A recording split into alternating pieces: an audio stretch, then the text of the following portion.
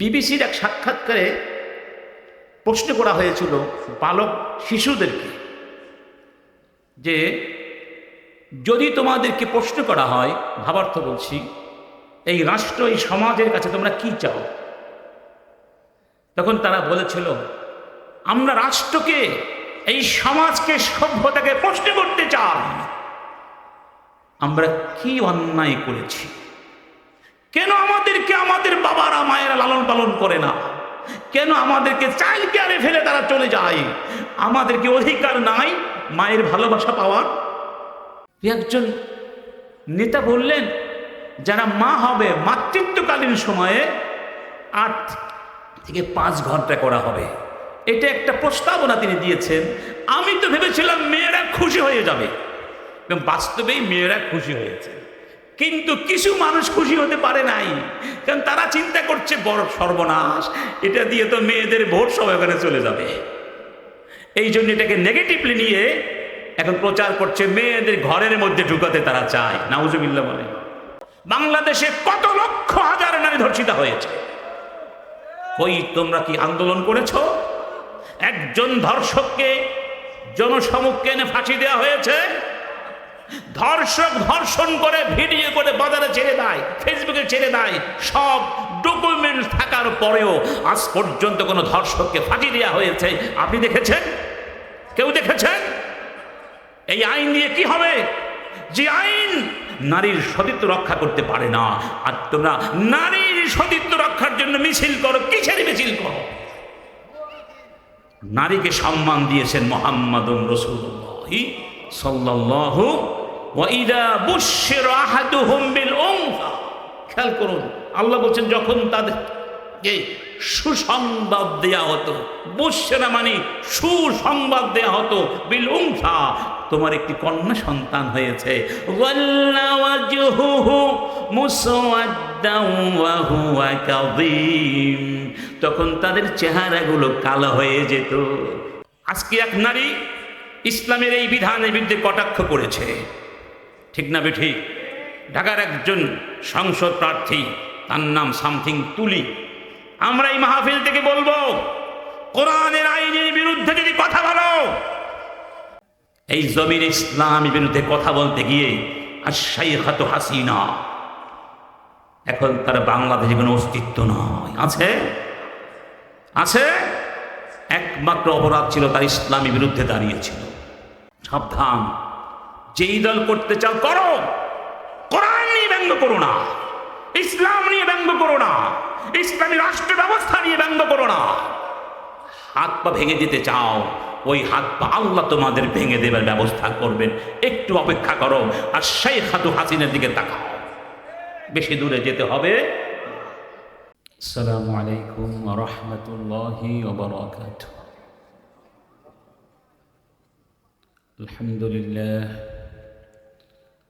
আলহামদুলিল্লাহ নাহমাদুহু ওয়া নাস্তাঈনুহু ওয়া নাস্তাগফিরুহ ওয়া নাউযু বিল্লাহি মিন শুরুরি আনফুসিনা ওয়া মিন সাইয়্যাতি আ'মালিনা। من يهد الله فلا مضل له ومن يضلل فلا هادي له ونشهد أن لا إله إلا الله وحده لا شريك له ونشهد أن محمدا عبده ورسوله أما بعد فأعوذ بالله من الشيطان الرجيم. بسم الله الرحمن الرحيم. وما أرسلناك إلا كافة للناس بشيرا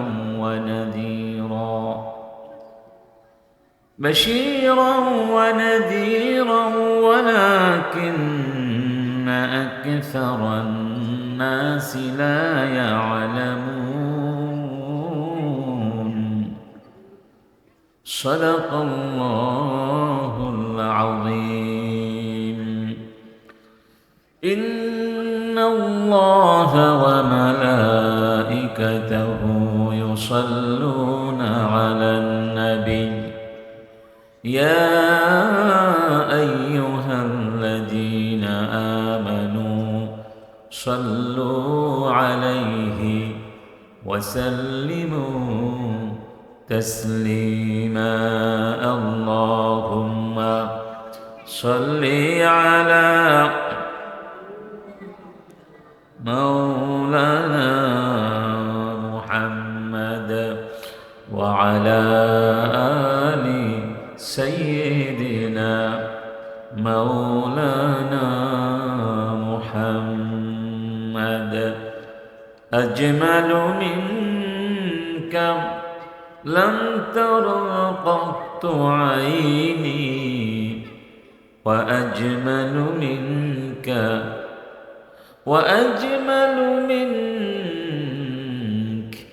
أجمل منك لم تر قط عيني وأكمل منك لم تلد النساء.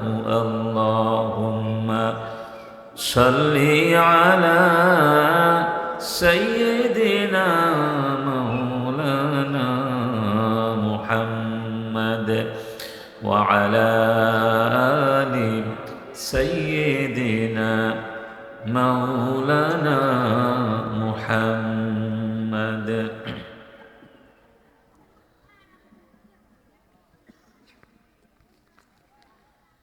ঐতিহ্যবাহী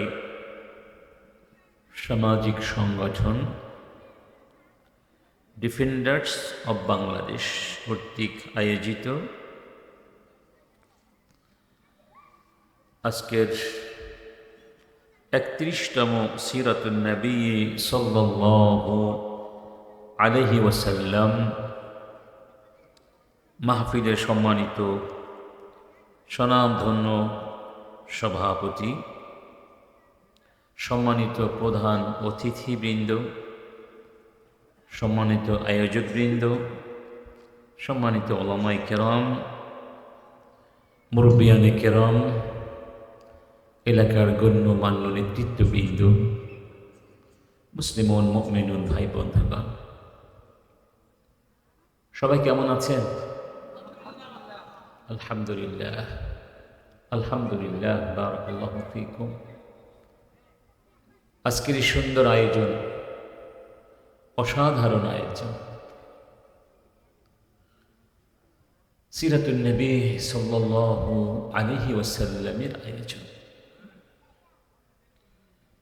এর লক্ষ্য হচ্ছে আমাদের সাথে রাসূল করিম সাল্লাল্লাহু আলাইহি ওয়াসাল্লামের সম্পর্ক শক্তিশালী করা, গভীরতর করা। আর রাসূলের সাথে আমাদের সম্পর্ক ততক্ষণ পর্যন্ত শক্তিশালী হবে না, রাসূলকে আমরা ততক্ষণ পর্যন্ত ভালোবাসতে পারব না যতক্ষণ পর্যন্ত তাকে আমরা সঠিকভাবে চিনতে না পারব। ঠিক না ভাই? আর রাসূলকে চিনতে না পারলে শুধু যে রাসূলকেই ভালোবাসা যাবে না তা নয়, রাসূল চিনতে না পারলে আপনি ইসলামকেও চিনতে পারবেন না, কোরআনকেও জানতে পারবেন না, এবং স্বয়ং আল্লাহ সুবহানাহু ওয়া তাআলার সাথেও আমাদের কোনো সম্পর্ক রচিত হবে না। এই সব কিছুর বাঁধন হচ্ছেন, সিঁড়ি হচ্ছেন, সেতু বন্ধন হচ্ছেন মুহাম্মাদুর রাসূলুল্লাহ সাল্লাল্লাহু আলাইহি ওয়াসাল্লাম। তিনি আমাদের জান্নাতের পথ, তিনি আমাদের সফলতার পথ। এদিন আল্লাহ বলছেন, وَكَذَلِكَ أَوْحَيْنَا إِلَيْكَ رُوحًا مِّنْ أَمْرِنَا مَا كُنْتَ تَدْرِي مَا الْكِتَابُ وَلَا الْإِيمَانُ وَلَكِنْ جَعَلْنَاهُ نُورًا نورا نهدي به من نشاء من عبادنا وإنك لتهدي إلى صراط مستقيم صراط الله الذي له ما في السماوات وما في الأرض ألا إلى الله تصير الأمور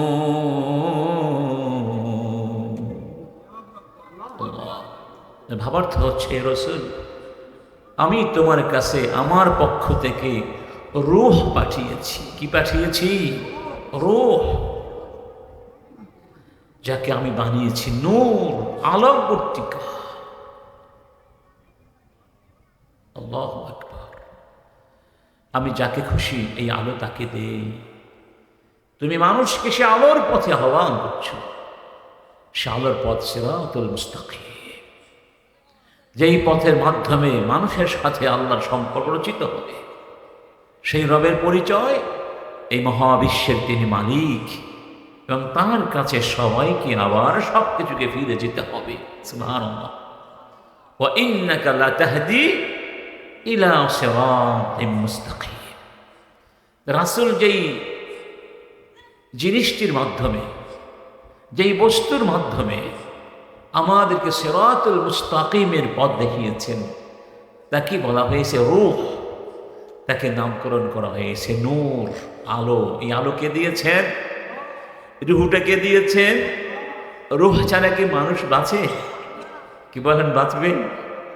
তার মানে হলো রাসূলের সাথে আমাদের সম্পর্ক আছে, আমাদের জীবনের জীবন আছে, জীবনের জীবন রূহ আছে। রাসূলের সাথে আমাদের সম্পর্ক আছে, আল্লাহর পক্ষ থেকে আসা এই নূরের সাথে, আলোর সাথে আমাদের সম্পর্ক আছে। সম্পর্ক নাই, অন্ধকারের মধ্যে হারিয়ে যেতে হবে, তাতে কোনো সন্দেহ নেই। এবং রাসূলের কাছে আল্লাহ যে রূহ পাঠিয়েছেন, জীবন বিধান পাঠিয়েছেন, আলোকবর্তিকা পাঠিয়েছেন, যে সত্য পাঠিয়েছেন, সেটি কি শুধু মক্কার জন্যই ছিল, শুধু মদিনার জন্যই ছিল, নাকি গোটা বিশ্বের জন্য ছিল? বলুন, গোটা বিশ্বের মানবতার জন্যই ছিল, নাকি মানুষ ছাড়াও যত প্রাণী আছে, সৃষ্টি আছে, সবার জন্যই ছিল? প্রমাণ কি বলুন? ওয়ামা আরসালনাকা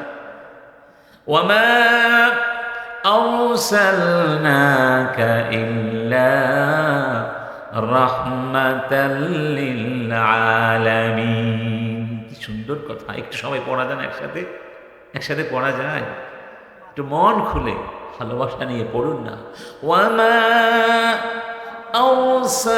আরসালনাকা ইল্লা রাহমাতাল লিল আলামিন। হে রাসূল, আমি তোমাকে আলামিন, সমস্ত পৃথিবীর জন্যে, মহাবিশ্বের মধ্যে যত বিশ্ব আছে, যত আলাম আছে, যত জগৎ আছে, সব কিছুর জন্য রহমত করে পাঠিয়েছি। আল্লাহু আকবার। তাবারাকাল্লাযী নাযালাল ফুরকানা আলা আবদিহি লিয়াকুনা লিল আলামিনা নাযীরা। সুবহানাল্লাহ। আল্লাযী লাহু মুলকুস সামাওয়াতি ওয়াল আরদ ওয়া লাম ইয়াত্তাখিয ওয়ালাদা ওয়া লাম ইয়াকুন লাহু শারীকুন ফিল মুলক ওয়া খালাকা কুল্লা শাইইন ফাকাদ্দারাহু তাকদীরা। আল্লাহ বলছেন, হে রাসূল, আমি তোমাকে ফুরকান দিয়েছি, লিয়াকুনা লিল আলামিনা নাযীরা, সমস্ত পৃথিবীর জন্য। সুবহানাল্লাহ। তার মানে রাসূলের রিসালাত ছিল বিশ্বজনীন, সর্বজনীন।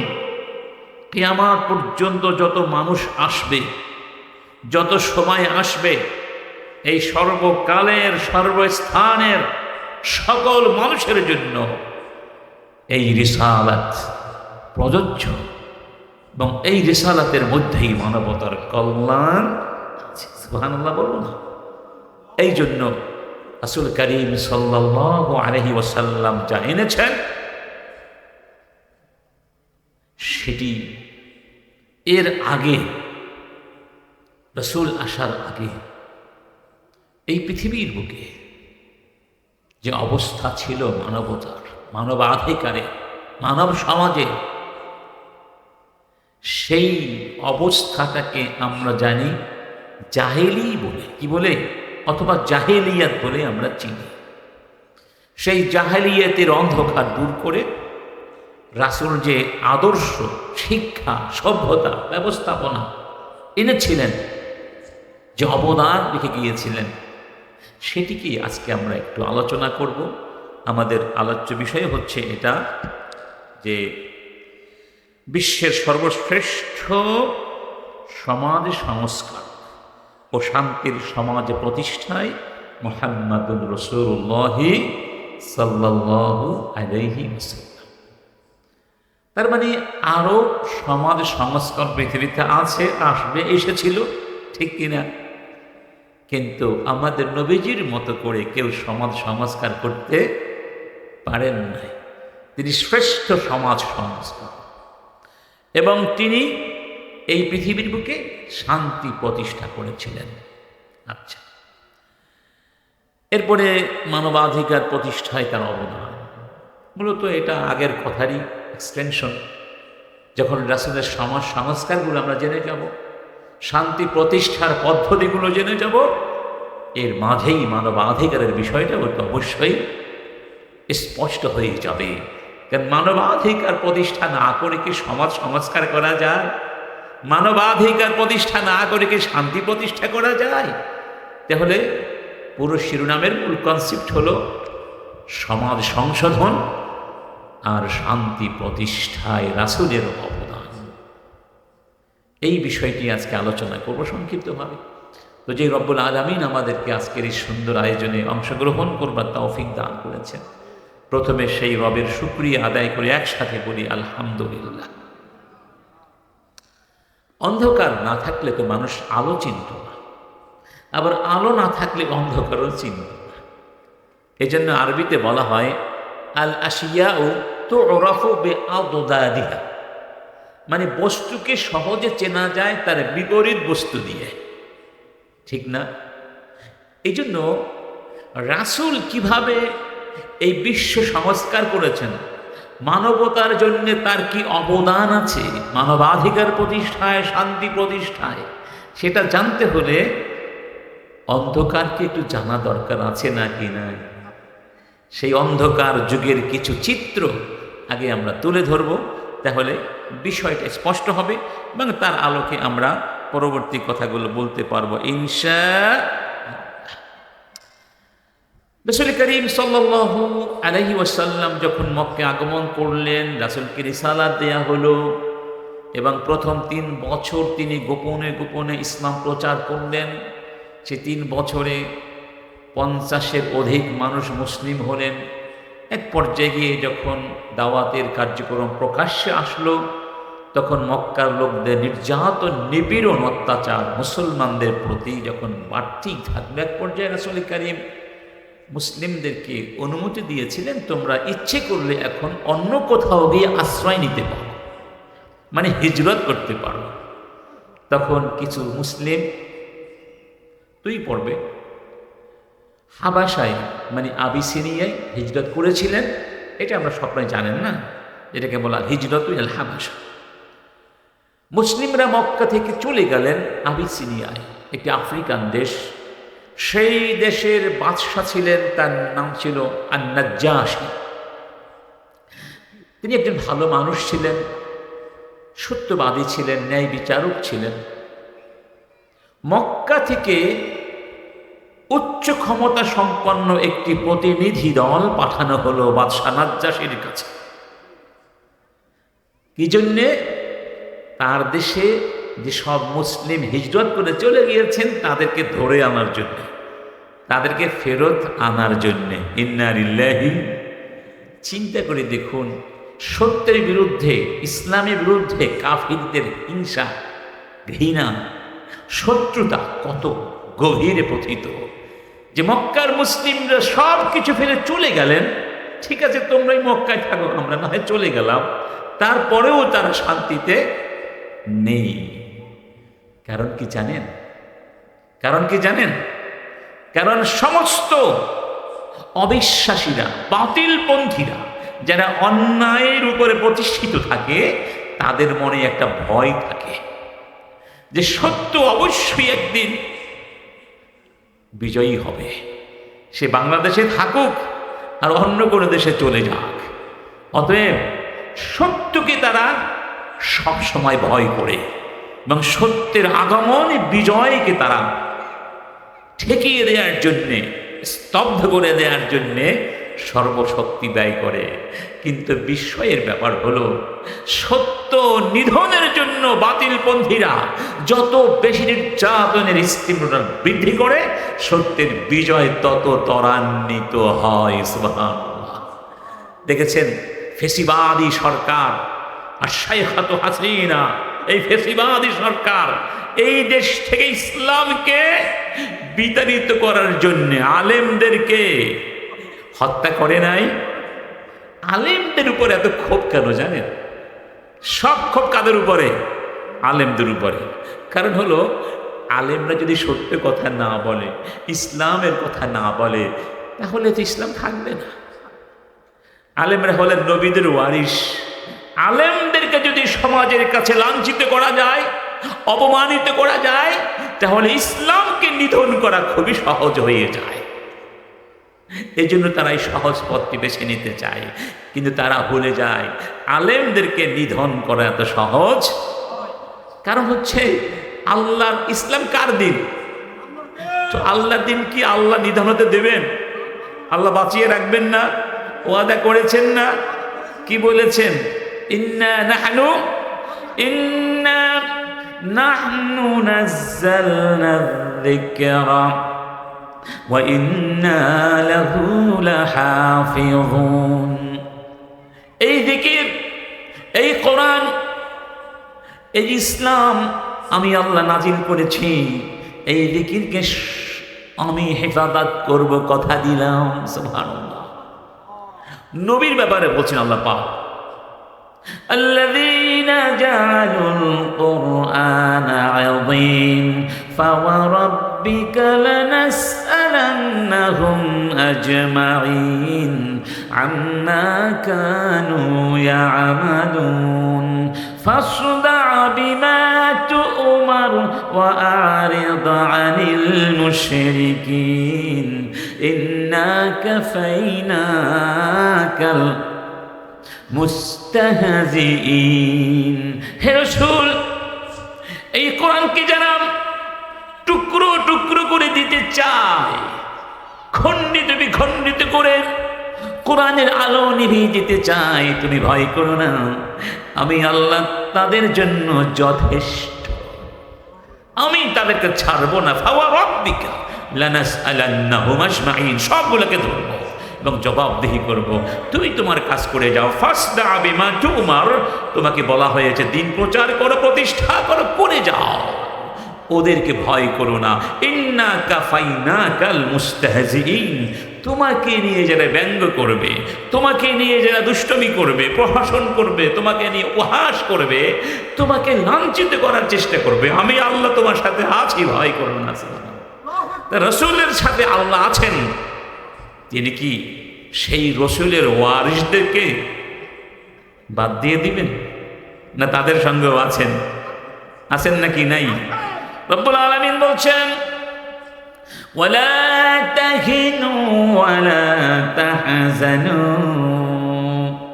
ওয়া আনতুমুল আ'লাউনা ইন কুনতুম মুমিনিন। চিন্তা করো না, টেনশন করো না, ভয় করো না, হতাশ হয়ো না, আমি আল্লাহ তোমাদের সাথে আছি, তোমরাই বিজয়ী হবে যদি ইমানদার হতে।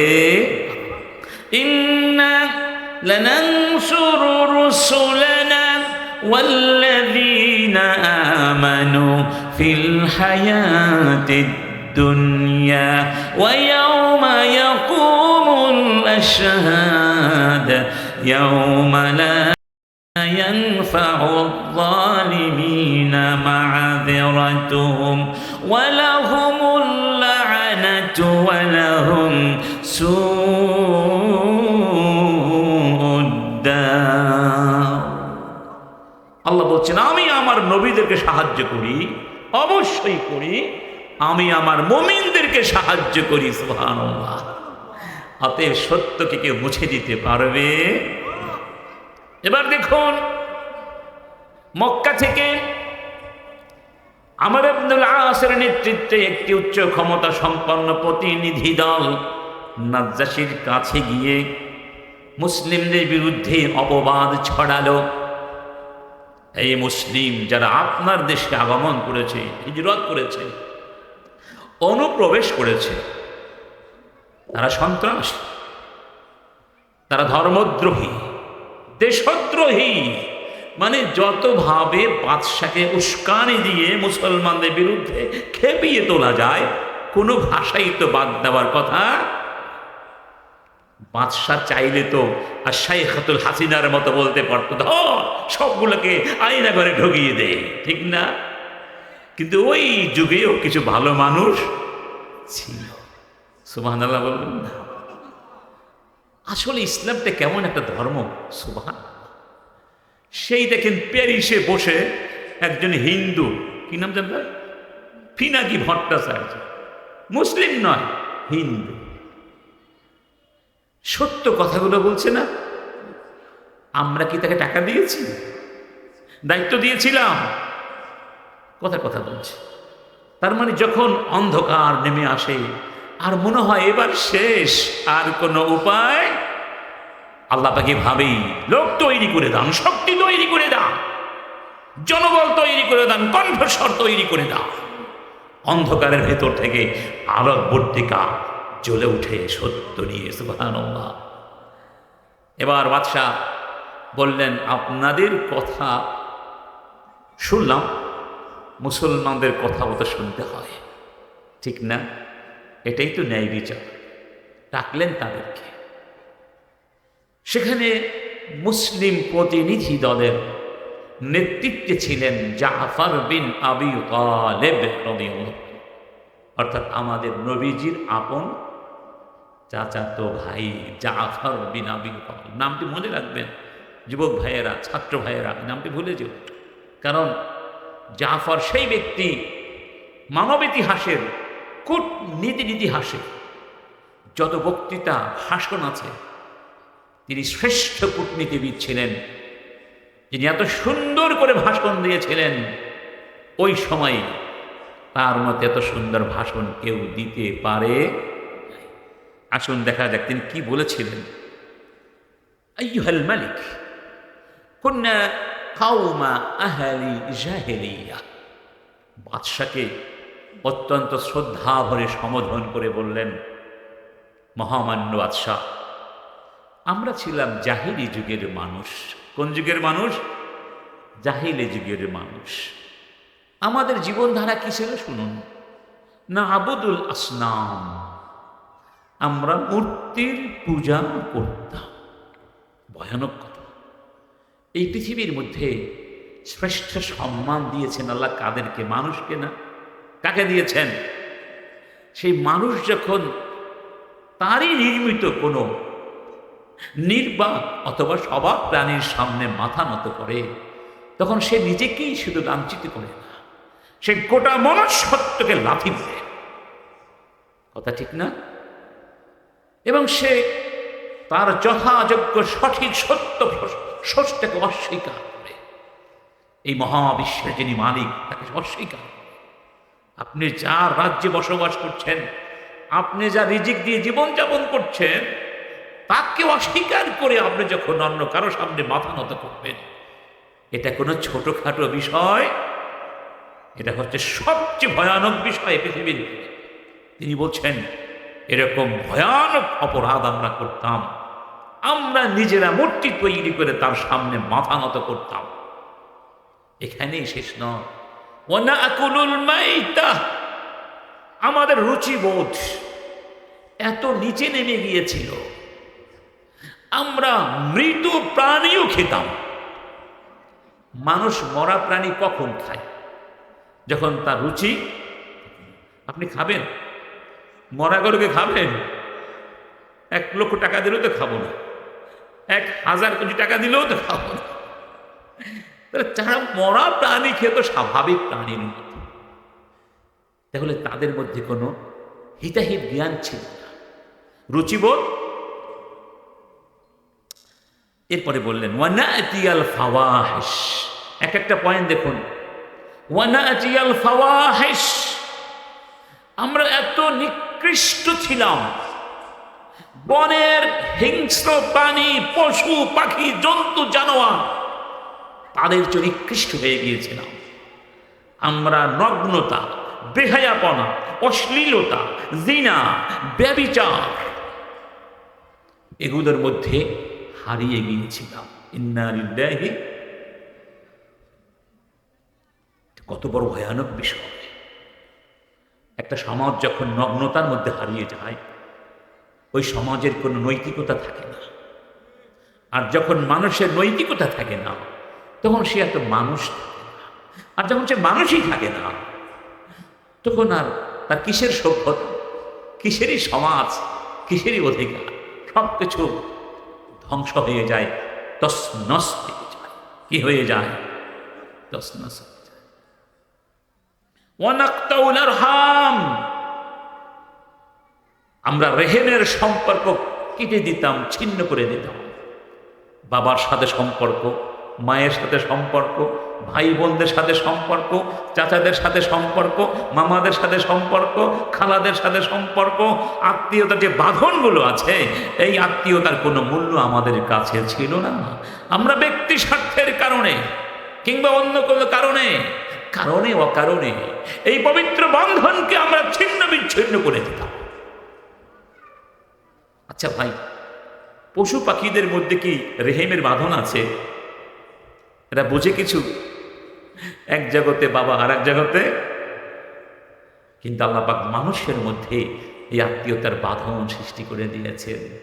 মানুষ যখন এই বাঁধনকে অস্বীকার করে, তখন মানুষ আর পশুর মধ্যে কোনো পার্থক্য, সে তার বাবাকেও চেনে না, মাকেও চেনে না, ভাইকেও চেনে না, কারণ এই সম্পর্কের দাম তার কাছে। আমি একটা কাহিনী পড়েছিলাম,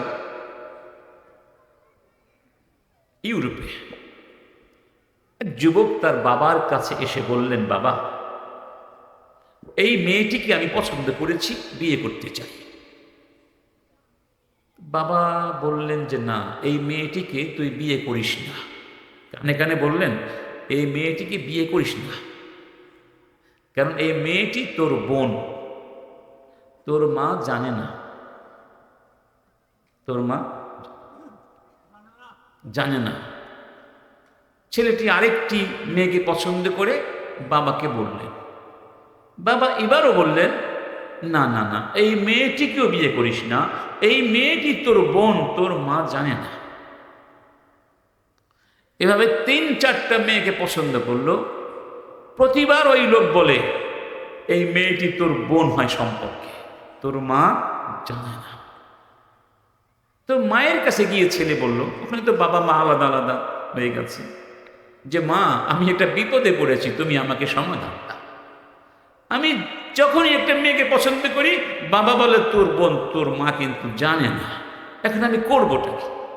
তো মা বলে, দেখ, তোর যাকে খুশি তাকে বিয়ে কর, কারণ তুই যে তোর বাবার সন্তান না, এটা কিন্তু তোর বাবা জানে না। এটা বাস্তব, এটা আজকে বাস্তব। কতটা নগ্নতা, কতটা বেহায়াপনা, কতটা আত্মপরিচয়হীনতা মানুষের হতে পারে। পরিচয় তার নাই, কি তার বাবা, কি তার মা, তাও সে জানে না। কি কারণে? ওই যে বাঁধনের কোনো সম্পর্ক, মর্যাদা নাই, হারিয়ে গেছে। ইন্না লিল্লাহি। যখন আল্লাহ পাক নাজিল করলেন ইয়ারিফুনাহু কামা ইয়ারিফুনা আবনাআহুম, যে ওরা আমার নবীকে খুব ভালোভাবেই চিনে। আমার নবী যে আমার নবী, সত্য নবী, এটা কাফের, মুশরিক, ইহুদি, খ্রিস্টান, নাসারা ওরা ভালো করে চিনে, ঠিক যেভাবে নিজেদের সন্তানদেরকে ওরা চিনে। এখানে যদি 1 লক্ষ লোক থাকে, আপনি কি আপনার ছোট্ট সন্তানকে দেখলে চিনবেন না? চিনবেন না? 1 লক্ষ 1 কোটিও যদি হয় চিনবেন না? ওমর ইবনে খাত্তাব এই আয়াত নাজিল হওয়ার পরে এক ইহুদিকে বলেছিলেন, আচ্ছা ভাই, এই ব্যাপারে তোমাদের কি মতামত? ইহুদি পণ্ডিত আলেম ছিল, বড় আলেম ছিল। তিনি বললেন, সত্যি কথা, এই কথাটি 100% সত্যি। বাল আকসারু মিন যালিক আও আকসারা মিন যালিক, বরং এর চেয়ে বেশি আমরা মুহাম্মদকে চিনি।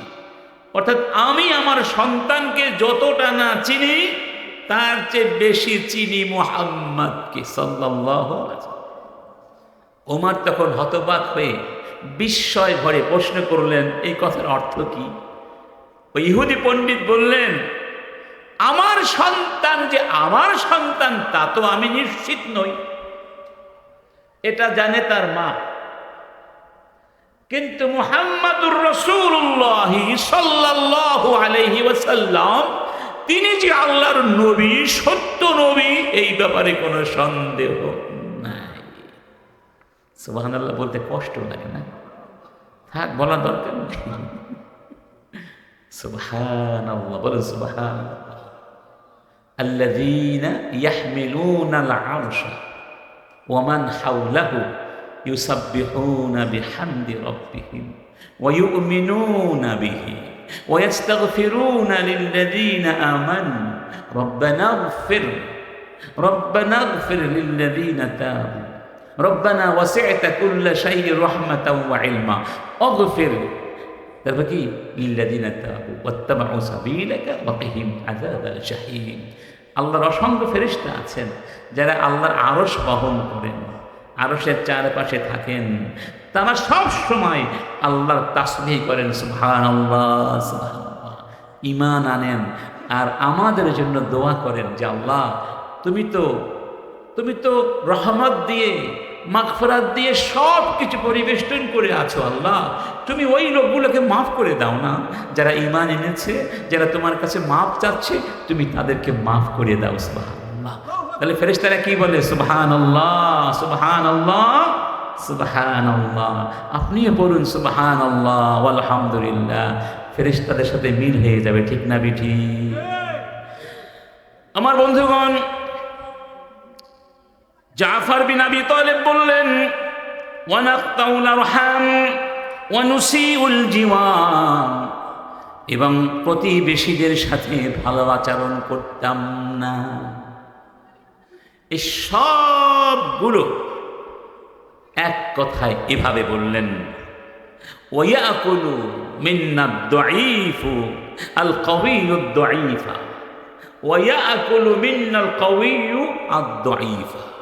এক কথায় আমাদের গোটা সমাজে ব্যবস্থা ছিল এরকম, শক্তিমানেরা, শক্তিশালীরা, প্রভাবশালীরা, ক্ষমতাশালীরা, অস্ত্রধারীরা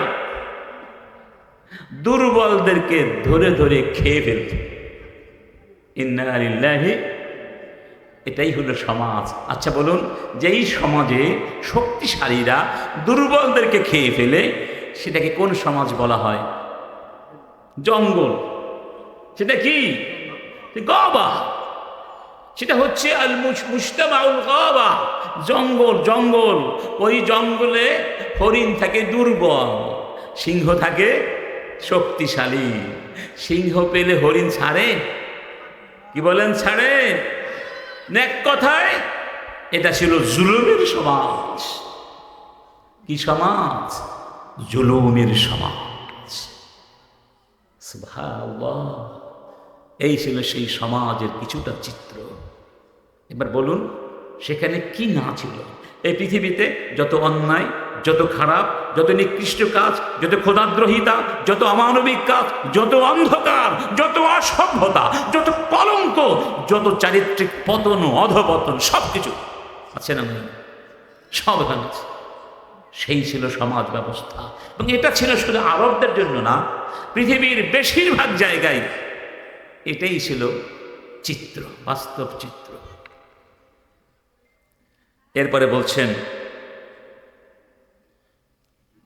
হাত্তা কুন্না আলা যালিক, এভাবেই চলছিল আমাদের সেই জাহিলি জীবন।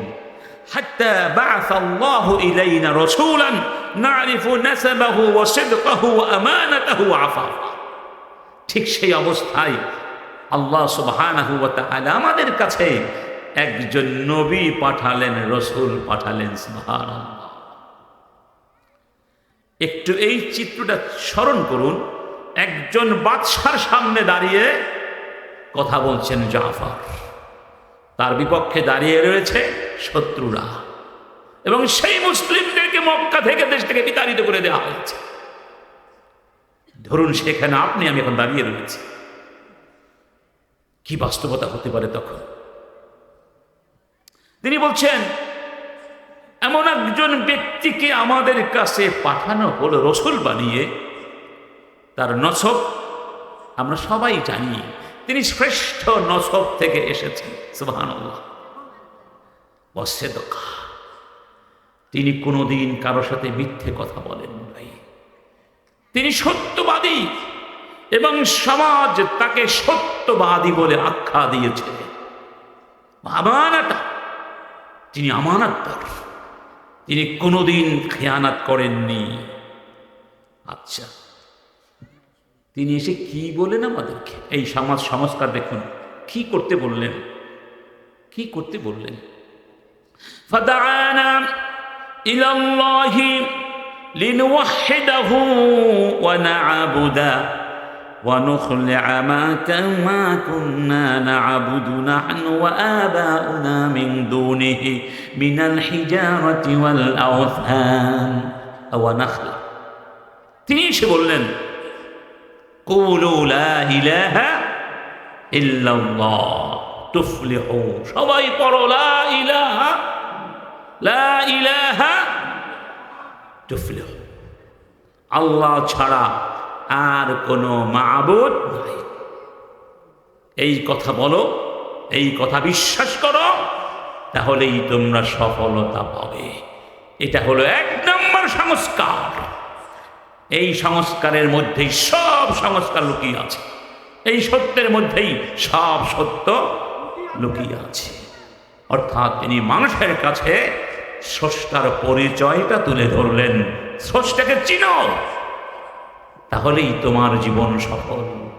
তোমার অস্তিত্বের উৎসকে তিনি আল্লাহ সুবহানাহু ওয়া তাআলা, তাকে ছাড়া কারো সামনে মাথা নত করা যাবে? আমার বন্ধুগণ, এই পৃথিবীতে যত অনাচার আছে এর মূল কারণ মানুষ আল্লাহকে চিনে না। আল্লাহকে, ইসলামকেও চিনে না, আল্লাহকেও চিনে না। আজকে দেখেছেন কিছু মেয়ে হাতে প্ল্যাকার্ড নিয়ে আন্দোলন করছে, মানববন্ধন করছে, বলছে হিজাব যদি চয়েস হয় ওড়নাও আমাদের চয়েস। মানে আমি ওড়না পরবো কি পরবো না, জামা পরবো কি পরবো না, এটা আমার ব্যক্তি স্বাধীনতা। নাউজুবিল্লাহ, এটা নাকি তার ব্যক্তি স্বাধীনতা। সে জামা পরবে কি পরবে না, ওড়না পরবে কি পরবে না। ইন্না লিল্লাহি, ওড়না বলুন, হিজাব বলুন, পর্দা বলুন, সাতরুল আওরা বলুন, এটা বিধান কে দিয়েছেন? কে দিয়েছেন? যদি মানুষ তার রবকে চিনত, রবের বিরুদ্ধে কথা বলতো, কথা বলতো, কথা বলতো। রব্বুল আলামিন বলছেন আল্লাহু খালিকু কুল্লি শাই ওয়া হুয়া আলা কুল্লি শাইইন ওয়াকিল। এই মহাবিশ্বে যেখানে যা কিছু আছে আমি আল্লাহ সৃষ্টি করেছি, আমার সাথে আর কোনো সৃষ্টিকর্তা ছিল? সৃষ্টি করেই তিনি ছেড়ে দেন নাই, বরং রিজিকও তিনি দান করছেন। ওয়ামা মিন দাব্বাতিন ফিল আরদি ইল্লা আলাল্লাহি রিজকুহা ويعلم مستقرها ومستودعها كل في كتاب مبين الله أكبر রিজিক কে দিচ্ছেন? কে দিচ্ছেন? যদি আল্লাহ বৃষ্টি না পাঠাতেন ভূমিতে ফসল হতো? ফসল হতো? ইন্না ফিস সামাওয়াতি ওয়াল আরদি লাআয়াতিন লাআয়াতিন লিল মুমিনিন ওয়া ফি খালকিকুম ওয়া মা বাসা ফীহিমা মিন দাব্বা আয়াতুন লিকাওমিন ইউকিনুন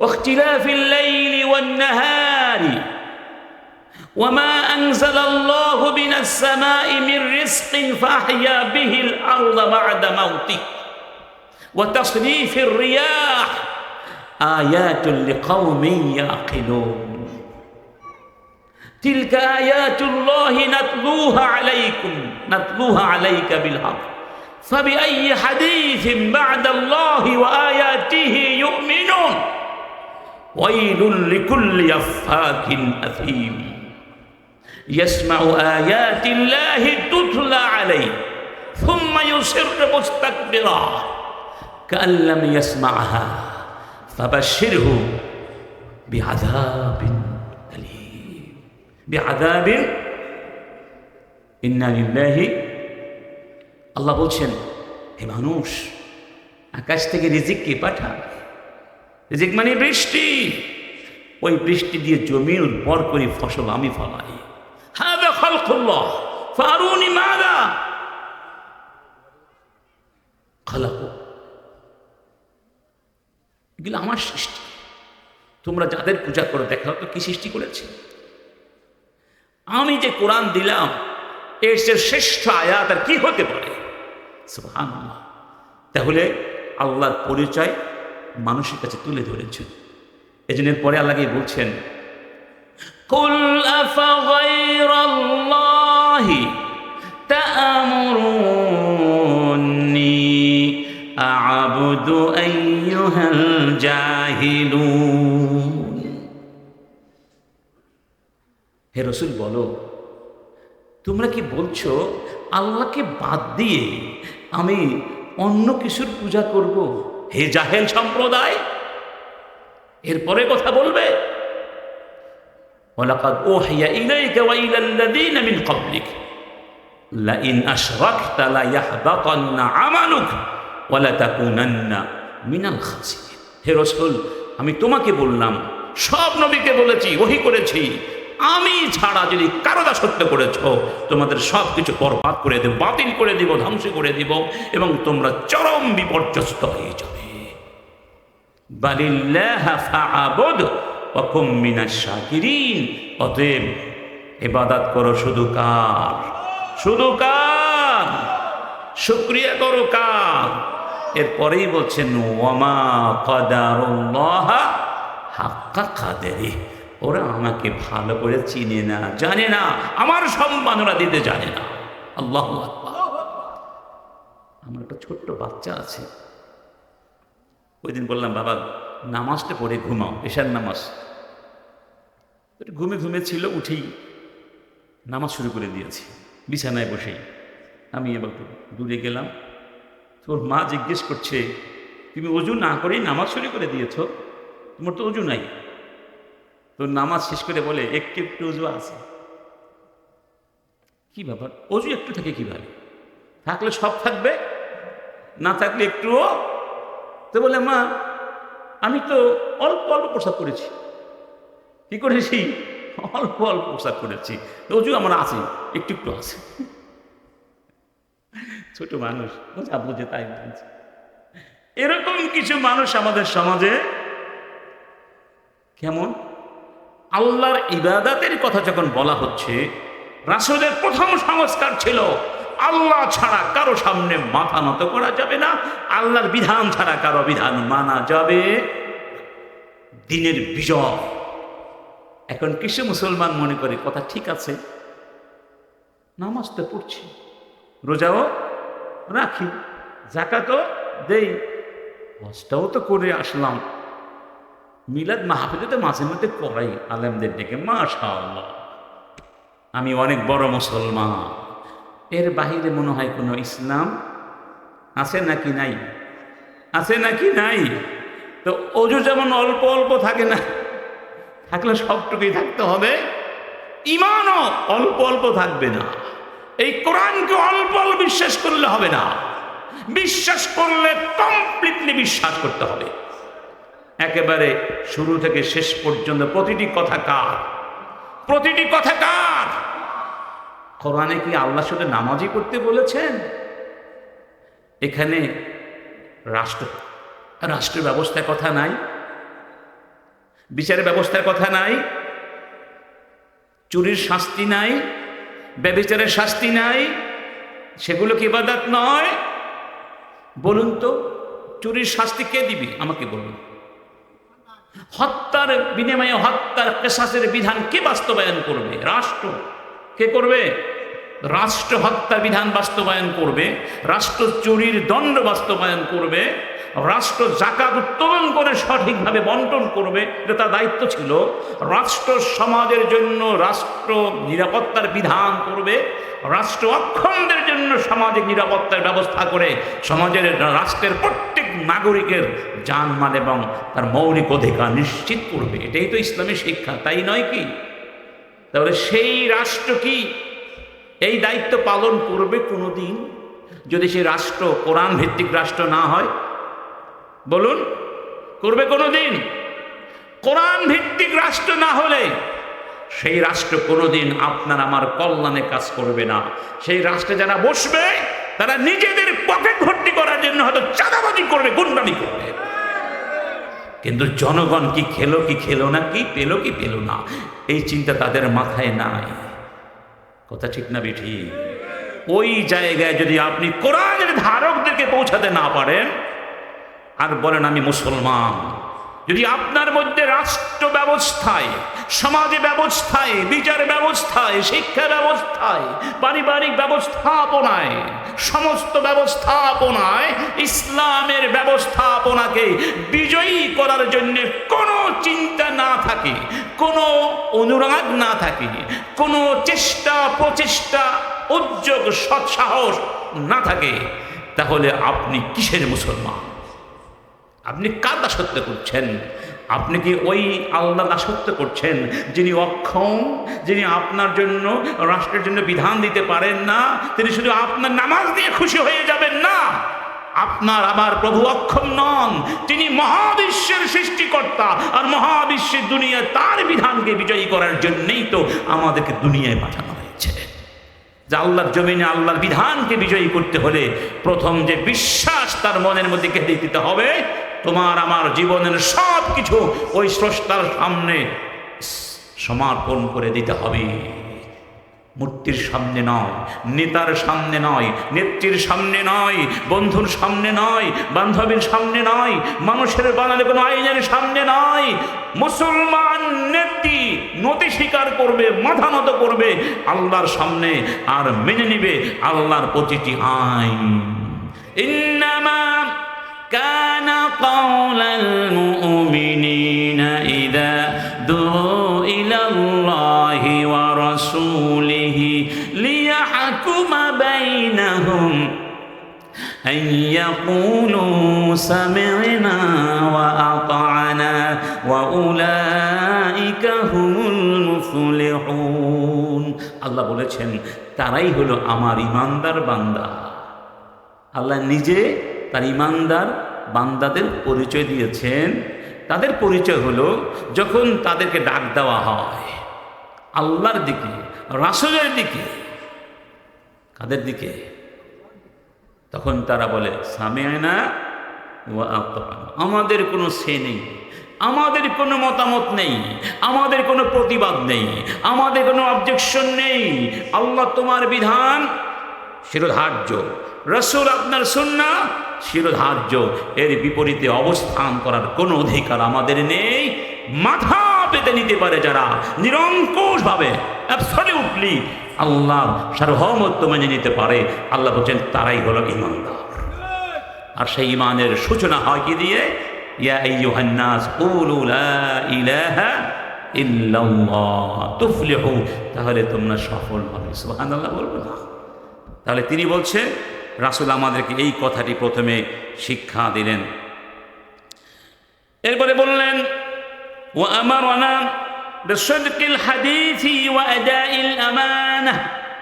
সেই নবী আমরা যখন মিথ্যাচারের মধ্যে ডুবেছিলাম, অসত্য, বাতিল, খিয়ানাত, গাদ্দারি, এগুলো আমাদের চরিত্র হয়ে দাঁড়িয়েছিল, তিনি এসে আমাদের শিক্ষা দিলেন মিথ্যা বলবে না, জীবন চলে গেলেও মিথ্যা বলবে না, আমানতদারিতার সাথে খিয়ানাত করবে না। আমানতকে প্রাপকের কাছে পৌঁছিয়ে দেয়া, এর আর এক না হচ্ছে আল্লাহ আদল ওয়াল আদালা, ন্যায় বিচার, ন্যায় বিচার, ন্যায় বিচার। আদালার উল্টো হলো জুলুম, জুলুমের অ্যান্টনি হলো আল আদল। ঠিক না ঠিক? যেখানে আদল থাকে সেখানে জুলুম থাকবে না, যেখানে জুলুম থাকবে সেখানে আদালত থাকতে পারে না। আলো আর আধার কি একসাথে থাকতে পারে? কি বলেন পারে? তাহলে আল্লাহর নবীর সংস্কার ছিল সমস্ত জুলুম উৎখাত করে সেখানে ন্যায় বিচার প্রতিষ্ঠা করা। ন্যায় বিচার তো সবাই তো ন্যায় বিচারের কথাই বলে, ঠিক না? সব দলেই বলে সুশাসন প্রতিষ্ঠা করব। যেমন শাইখাত হাসিনা বলতেন, জনগণের ভোটাধিকার আমি ফিরিয়ে দিয়েছি, যদিও কেউ ভোট দিতে আমরা পারি নাই। বিসমিল্লাহ মাশাআল্লাহ। ঠিক না ঠিক? ন্যায় বিচারের কথা সবাই বলে। আল্লাহর কসম, কিয়ামত পর্যন্ত ন্যায় বিচারের স্লোগান তারা দিবে, মানবাধিকারের স্লোগান দিবে, সুন্দর সুন্দর দৃষ্টিনন্দন আর মুখরোচকার সুমধুর স্লোগান দিবে, কিন্তু সেগুলো অন্তঃসার শূন্য থেকে যাবে যতদিন পর্যন্ত আল্লাহর কোরআন দিয়ে রাষ্ট্র পরিচালিত না হবে। রাসূল এ কথা বলে যান নাই কোরআন দিয়ে রাষ্ট্র চালাও, এটা বলে যান নাই শুধু, বরং তিনি হাতে কলমে 10 বছর এটা আমাদেরকে প্রশিক্ষণ দিয়েছে। কি দিয়েছেন? কি দিয়েছেন? আজকে একজন নেতা বলছে, শুনলাম, ইসলামের নামে ভোট চাইলে হাত পা ভেঙে দিব। আচ্ছা বলুন, মুসলমান তো ইসলামের নামে ভোট চাইবে, সে তো মুসলমান, আর কাফেররা ভোট চাইবে অমুক তমুক নেতার নামে। ঠিক না ঠিক? মুসলমানের সব কিছু হবে কার জন্য? ভোট কি তার বাহিরে? ভোট কি তার বাহিরে? আপনার খাওয়া কার জন্য? ঘুম কার জন্য? নিদ্রা কার জন্য? বসা কার জন্য? হাঁটা কার জন্য?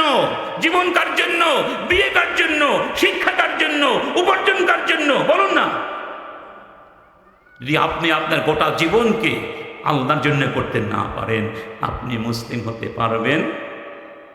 এটা তো আরো মারাত্মক বিষয়। রাষ্ট্রের হাত না আছে কোথায় ভাই?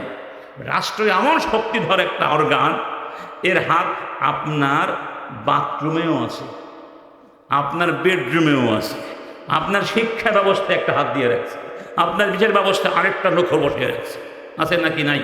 তাহলে ওটা এমন একটা শক্তিধর বিষয়, যার প্রভাব প্রতিপত্তির বলয় থেকে আপনার ব্যক্তি জীবন তো দূরের কথা, কোনো কিছুই বাহিরে নাই। ওই জায়গায় কোরআন না বসিয়ে আপনি ঘরের মধ্যে বসে তাহাজ্জুদ করছেন, ওই তাহাজ্জুদের মধ্যেও আপনাকে ওই বাতিল খোদাদ্রোহী নাস্তিক্যবাদী রাষ্ট্র এসে আপনার ঈমানটা ছিনিয়ে নিতে।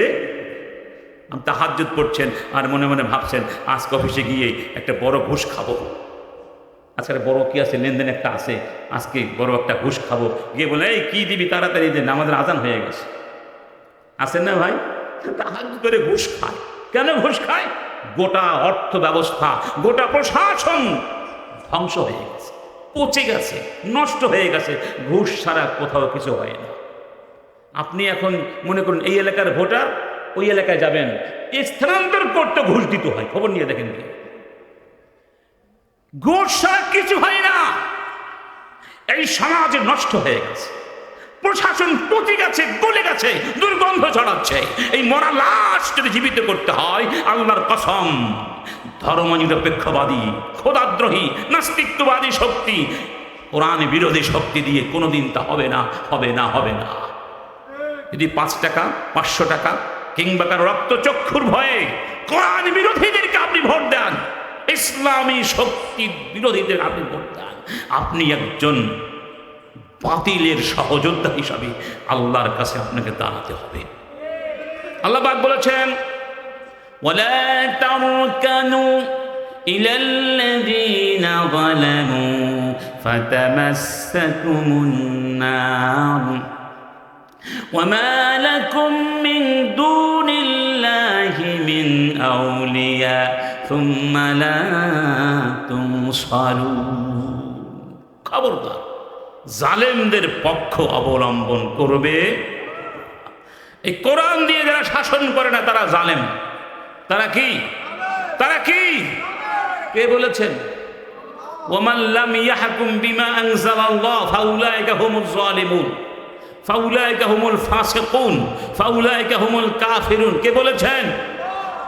স্পষ্ট কথা মুসলমান শুনে রাখো, বাংলার মুসলমান শুনে রাখো, যদি মুসলমানিত্ব দাবি করতে চাও কোরআনের এই বিধান অস্বীকার করো না।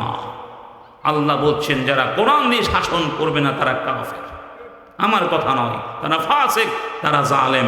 এখন আপনি ব্যাখ্যা খুঁজে দেখুন, তাফসীর খুঁজে দেখুন, এটা আপনার বিষয়। কথা তো স্পষ্ট। কথা কি? অতএব ন্যায় বিচার প্রতিষ্ঠা করতে হলে মুহাম্মাদুর রাসূলুল্লাহর কাছে দুটো ঘটনা বলবো, জাস্ট একটু স্মরণ করিয়ে দেব। তিনি ন্যায় বিচার প্রতিষ্ঠা করে সমাজকে সংস্কার করেছিলেন কিভাবে। ন্যায় বিচার না থাকলে সব তছনছ হয়ে যাবে, কোনো কিছুর কোনো দাম, সব ব্যবস্থাপনা ধ্বংস হয়ে যাবে। মুহাম্মদ রাসূলুল্লাহ সাল্লাল্লাহু আলাইহি ওয়াসাল্লাম যখন মক্কা বিজয় করলেন, ওই সময়কার ঘটনা, একজন মহিলা চুরি করেছিল। মক্কায় একজন মহিলা, মাত্র ইসলাম সেখানে পৌঁছালো, ওই গোত্রের লোকেরা এসে সরাসরি রাসূলকে বলার সাহস পেল না। রাসূল যাকে খুব বেশি পছন্দ করতেন এমন একজনকে সুপারিশ করার জন্য স্বনির্বন্ধভাবে তারা অনুরোধ করেছে। তার নাম উসামা বিন যায়েদ। উসামা বিন যায়েদ, যাকে রাসূল কোলে পিঠে করে মানুষ করেছে। উসামা, তুমি বললে হয়তো রাসূল শুনতে পারেন, একটু সুপারিশ করো না ভাই। এই মহিলা চুরি করেছে, ভুল হয়ে গেছে, যদি হাত কেটে দেওয়া হয় ইসলামের বিধান মোতাবেক, তাহলে সমাজের কাছে আমরা খুব লাঞ্ছিত হয়ে যাই, আমাদের অবস্থান নড়বড়ে হয়ে যাবে। উসামা রাসূলকে সুপারিশ করেছিলেন। রাসূল তখন বলেছিলেন, উসামা আতাশফাউ ফি হাদ্দিন মিন হুদুদিল্লাহ, তুমি আল্লাহর দণ্ড বিধান বাস্তবায়ন না করার জন্য সুপারিশ করছো? ইন্নামা আহলাকাল্লাযীনা মিন ক্বাবলিকুম আন্নাহুম কানু ইযা সারাকা ফীহিমুদ দুঈফ আবিশ শারীফ তারাকুহু ওয়া ইযা সারাকা ফীহিমুদ দুঈফ আকামু আলাইহিল হাদ। তোমাদের পূর্বে এই পৃথিবীতে অনেক জাতিগোষ্ঠী ছিল, তাদের সভ্যতা ছিল, রাষ্ট্র ছিল, সমাজ ব্যবস্থা ছিল, উন্নতি ছিল। আল্লাহ পাক তাদেরকে ধ্বংস করে দিয়েছেন। কেন জানো? তাদের অবস্থা এমন ছিল, সমাজের ধনবানেরা, প্রতিপত্তিশালীরা যখন চুরি করত তাদের হাত তারা কাটত না, কিন্তু গরিব দুর্বল মানুষগুলো চুরি করলে তাদের হাত তারা কেটে দিত। এই বৈষম্যের কারণে আল্লাহ তাদেরকে ধ্বংস করেছেন। এই বৈষম্য আমি করব না। আমাদের ইসলামে কোনো বৈষম্য চলবে না। অন্যায় যদি আমিও করি, আমার সন্তান করে, তারপরেও দণ্ডবিধি বাস্তবায়িত হবে। ওয়াইমুল্লাহ, আল্লাহর কসম, লাউ আন্না ফাতিমাতা বিনতা মুহাম্মাদিন সারাকাত লাকাতাতু ইয়াদাহা, আমি মুহাম্মাদের মেয়ে, আমার কলিজার টুকরা সন্তান, আমার তনয়া ফাতিমা যদি চুরি করে প্রমাণিত হয়, আমি তার হাত কেটে দিব। আমি তার হাত কেটে দিব। বিধান কার? বিধান কার? এরকম যদি ন্যায় বিচার প্রতিষ্ঠিত হয়, ন্যায় বিচার জনগণের উপরে প্রতিষ্ঠা করবার আগে শাসকদের উচিত নিজেদের উপরে প্রতিষ্ঠিত করা, তাহলে এই ন্যায় বিচার আসবে।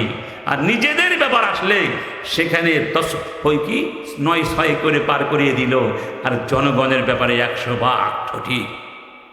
এটার নাম হলো অফিসার। এর নাম কি? দেখেছেন রাসূল কিভাবে সংস্কার করেছেন?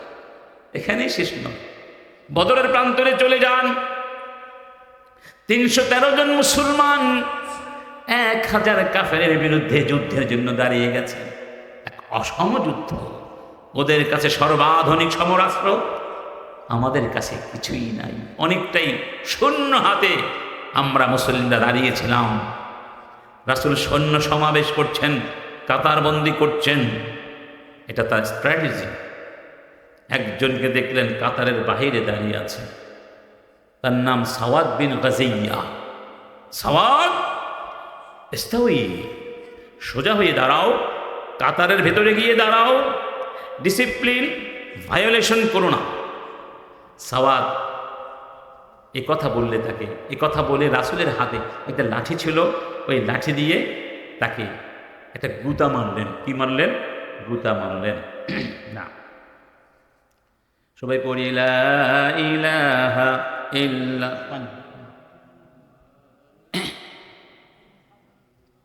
লা ইলাহা ইল্লাল্লাহ, লা ইলাহা ইল্লাল্লাহ, লা ইলাহা ইল্লাল্লাহ।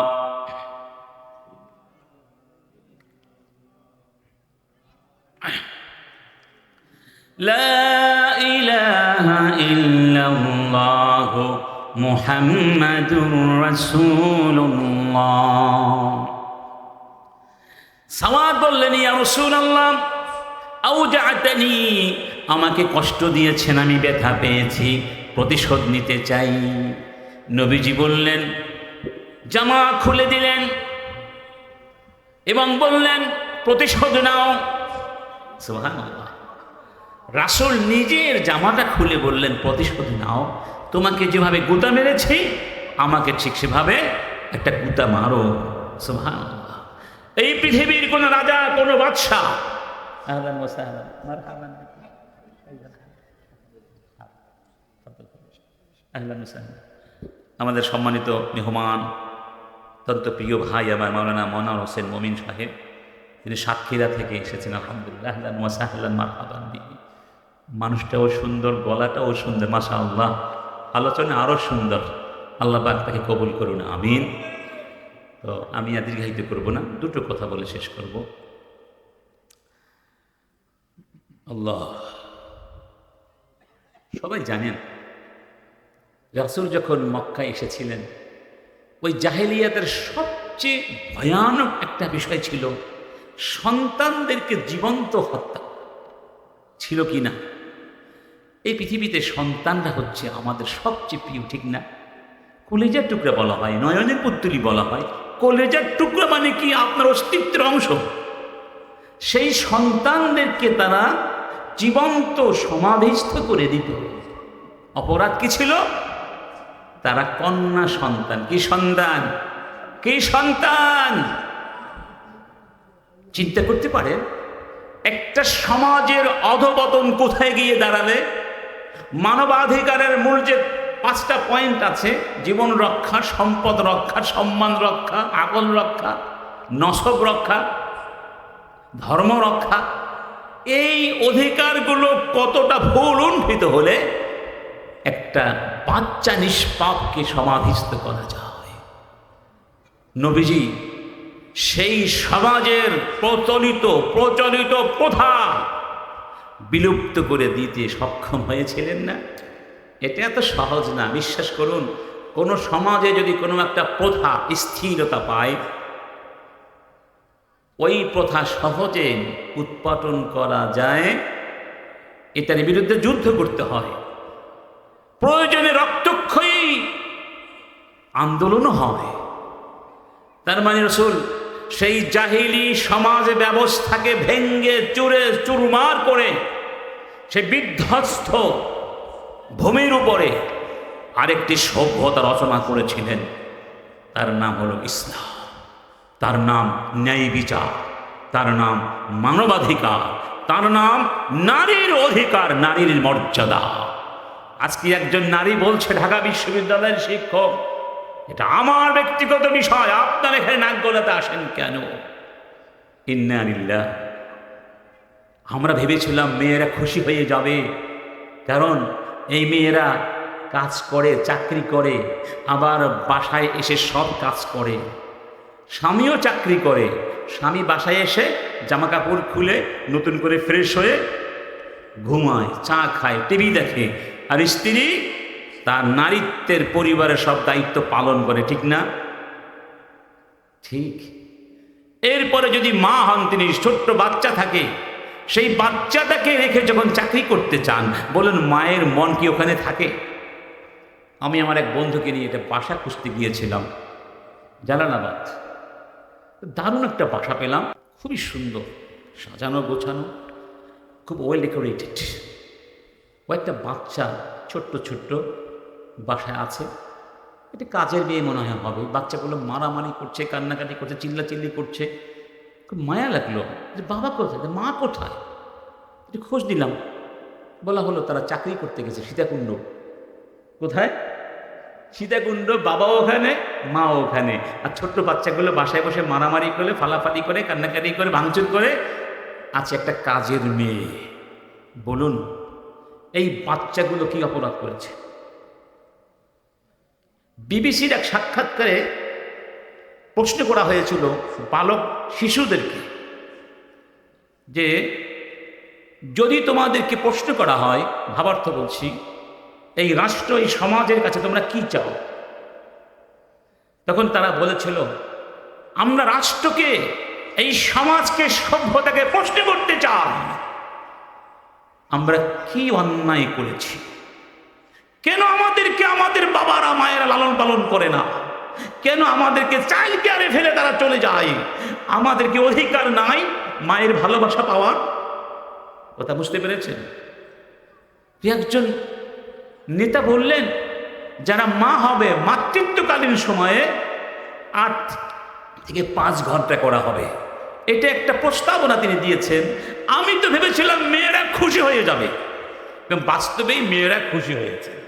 কিন্তু কিছু মানুষ খুশি হতে পারে নাই, কারণ তারা চিন্তা করছে বড় সর্বনাশ, এটা দিয়ে তো মেয়েদের ভোট সব ওখানে চলে যাবে। এই জন্য এটাকে নেগেটিভলি নিয়ে এখন প্রচার করছে মেয়েদের ঘরের মধ্যে ঢুকাতে তারা চায়। নাউজুবিল্লাহ বলে। তারা কথার অর্থই বুঝে নাই, অথবা বুঝে তারা ষড়যন্ত্র করছে। কোথায় ছিল তোমাদের এই নারী প্রেম? নারীর বান্ধব তোমরা, নারীকে অনেক ভালোবাসো। বাংলাদেশে কত লক্ষ হাজার নারী ধর্ষিতা হয়েছে, কই তোমরা কি আন্দোলন করেছ? একজন ধর্ষককে জনসমক্ষে এনে ফাঁসি দেওয়া হয়েছে। ধর্ষক ধর্ষণ করে ভিডিও করে বাজারে ছেড়ে দেয়, ফেসবুকে ছেড়ে দেয়, সব ডকুমেন্টস থাকার পরেও আজ পর্যন্ত কোনো ধর্ষককে ফাঁসি দেওয়া হয়েছে আপনি দেখেছেন? কেউ দেখেছেন? এই আইন দিয়ে কি হবে? যে আইন নারীর সতীত্ব রক্ষা করতে পারে না, আর তোমরা নারীর সতীত্ব রক্ষার জন্য মিছিল করো। কিসের মিছিল করো? নারীকে সম্মান দিয়েছেন মুহাম্মাদুর রাসূলুল্লাহ সাল্লাল্লাহু ওয়া ইযা বুশশিরা আহাদুহুম বিল উনসা। খেয়াল করুন, আল্লাহ বলছেন যখন তাদেরকে সুসংবাদ দেয়া হতো, বুশশিরা মানে সুসংবাদ দেয়া হতো, বিল উনসা তোমার একটি কন্যা সন্তান হয়েছে, ওয়াল্লা ওয়াজহুহু মুসওয়াদ্দান ওয়া হুয়া কাযীম, তখন তাদের চেহারাগুলো কালো হয়ে যেত। ক্ষোভে, কষ্টে, অপমান বোধে তাদের ভেতরটা বিস্ফোরণমুখ হয়ে যেত। ইয়াতাওয়ারা মিনাল কওমি মিন সুই মা বুশশিরা বিহি আয়ুমসিকুহু আলা হুনিন আম ইয়াদুসসুহু ফিত তুরাব সা মা ইয়াহকুমুন। তারা সমাজ থেকে পালিয়ে বেড়াতো, এই মেয়েটিকে বাঁচিয়ে রাখবে নাকি মেরে ফেলবে। এক পর্যায়ে জীবন্ত সমাধিস্থ করে দিত। সেই অবস্থা থেকে ইসলাম নারীকে সম্মানিত করেছে। মায়ের পায়ের নিচে সন্তানের জান্নাত ঘোষণা করেছেন মুহাম্মাদুর রাসূলুল্লাহ। স্ত্রীর সাথে ভালো আচরণ না করে কেউ আল্লাহর কাছে ভালো মানুষ হতে পারবে না, জান্নাতে যেতে পারবে না। এই স্ত্রীকে, নারীকে স্ত্রী হিসাবে সম্মানিত করেছেন মুহাম্মাদুর রাসূলুল্লাহ। কন্যা সন্তান হলে জান্নাতের সুসংবাদ দেওয়া হয়েছে। নারীদেরকে কন্যা হিসাবে সম্মানিত করেছেন মুহাম্মাদুর রাসূলুল্লাহ। ইসলামকে কটাক্ষ করছো তোমরা, আর বলছো ইসলাম 4টা বিয়ে করতে বলে। আজকে এক নারী ইসলামের এই বিধানের বিরুদ্ধে কটাক্ষ করেছে, ঠিক না বেঠিক?